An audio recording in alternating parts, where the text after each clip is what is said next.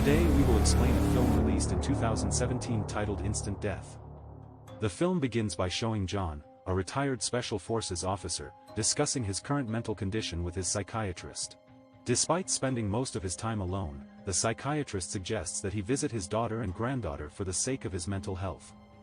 Moved by the suggestion, John decides to visit his family in the UK, despite not having seen his son in a long time. As the story progresses, we are introduced to John's daughter, Jane, who lives a simple life as a cleaning service worker while raising her daughter as a widow. Although she faces daily struggles, Jane remains patient and hopeful that her life will improve. Meanwhile, we also meet Razor, a gangster who visits drug dealers in search of a regular customer who can supply his gang with illicit goods.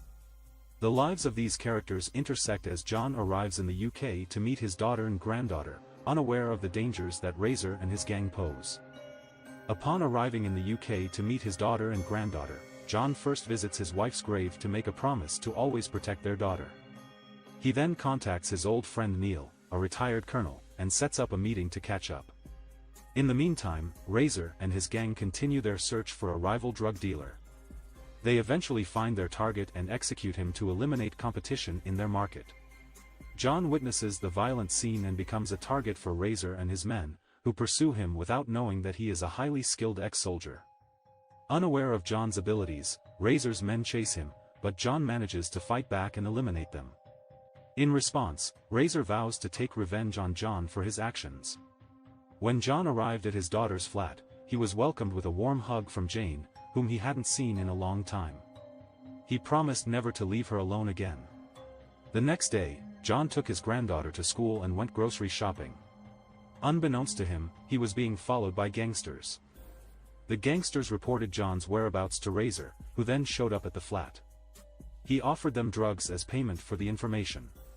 While eating together, John mentioned that he would be away on duty for a few days.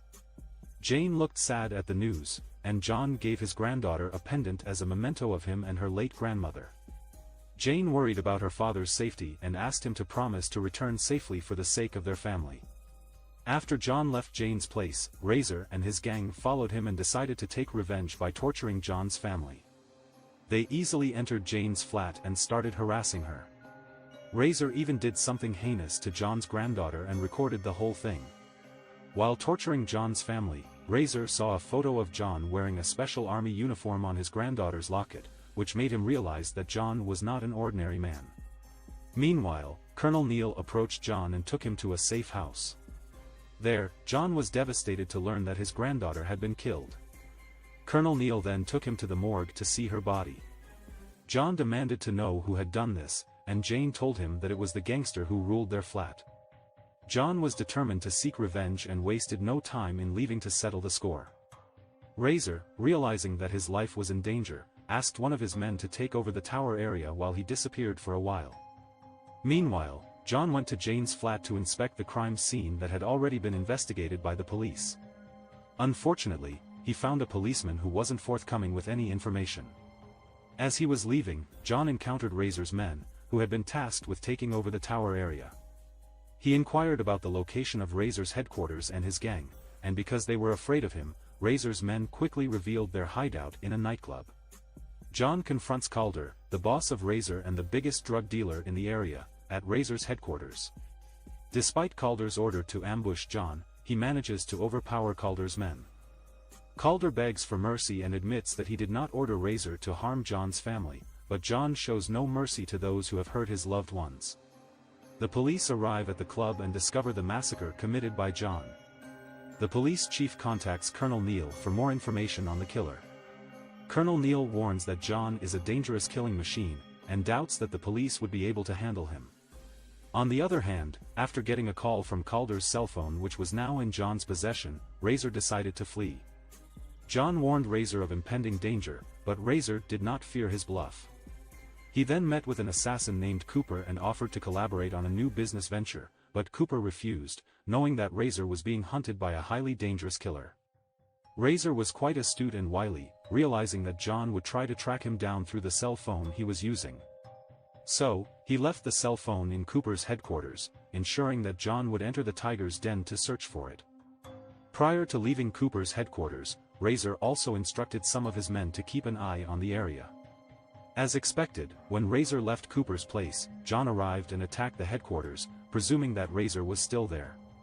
It turned out that Cooper had been waiting for John, but unfortunately for him, John didn't like idle chit-chat before killing his enemies. Cooper, unaware of John's impatience, found himself face to face with John's gun, and in an instant, John pulled the trigger and ended Cooper's life. With the massacre complete, John met with a member of Razor's gang who was tasked with overseeing Cooper's headquarters. But before the gang member could reveal any information, John caught him and locked him up in a nearby warehouse for interrogation. There, Razor's men spilled the beans on their boss's plan to betray his current boss and set up his own drug business. John learned that Razor wanted him dead, as he had seen too much and posed a threat to his new venture. When Razor and his new distributor discussed their plans, John silently observed from the shadows, waiting for the right moment to strike. When Razor turned his back to him, John swiftly made his move and started his final massacre. Razor was caught off guard as John revealed himself and threw the corpses of his men in front of him. With a cold and calculated demeanor, John unleashed his wrath upon Razor and his men, using all his skills and experience to eliminate them one by one. While John chases Razor and his men, he quickly dispatches them with deadly precision. The police arrive to aid John in capturing Razor, but John insists on taking him down alone. The two engage in a final showdown, with John seeking revenge for the harm Razor caused to his family.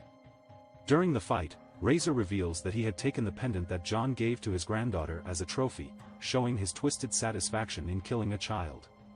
After avenging his family and killing Razor, John turns himself in to the police. Colonel Neal visits him and secretly gives him the key to escape his handcuffs.